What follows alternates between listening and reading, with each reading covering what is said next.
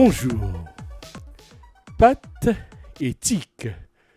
Le ramasse-miettes est à l'œuvre. Il a débauché Maxette Pirbacas, du Rassemblement national. Mazette, c'est du mercato de losers. Une ultramarine d'ultra-droite, c'est le nec plus ultra donc.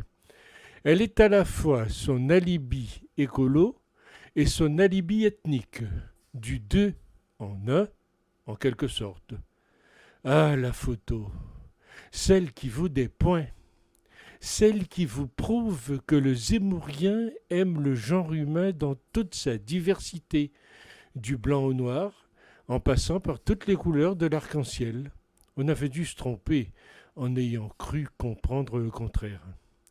Comme les précédents trophées de chasse du polémiste, encore une personne en délicatesse avec son parti, ou d'ailleurs, elle n'était que depuis 2019. On ne dit pas si elle a été bombardée vice-présidente et porte-parole comme les précédents. La flagornerie de quelqu'un qui affirme, apparemment sans rire, que le polémiste n'est pas politicien, le mériterait pourtant. Il serait intéressant de savoir ce que Zemmour lui a promis. La politique ultramarine de Z, comme on dit, serait-elle si différente de celle proposée par Marine Le Pen ? Il me tente de voir Z en Guadeloupe et en Martinique avec sa nouvelle copine.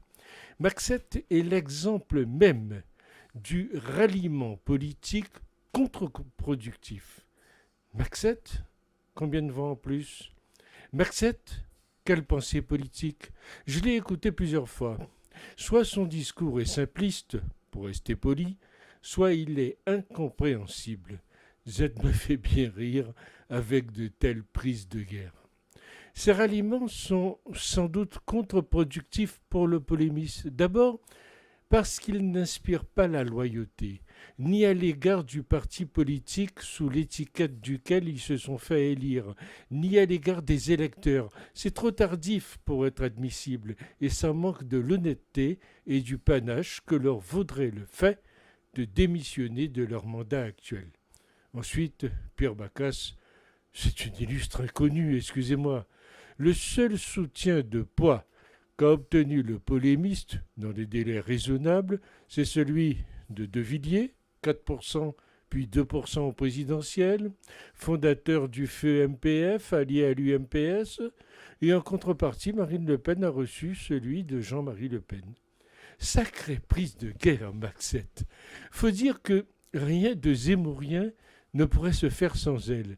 Maintenant que le Zemmourien qu'elle a rejoint va fournir eau potable, résoudre problèmes d'assainissement et décréter une croissance verte, quelle rigolade. Le pire est qu'elle y croit, sous emprise du séducteur. Allez, les rats quittent le navire, mais montent sur un rafio jumeau, ou alors sur le radeau de la Méduse.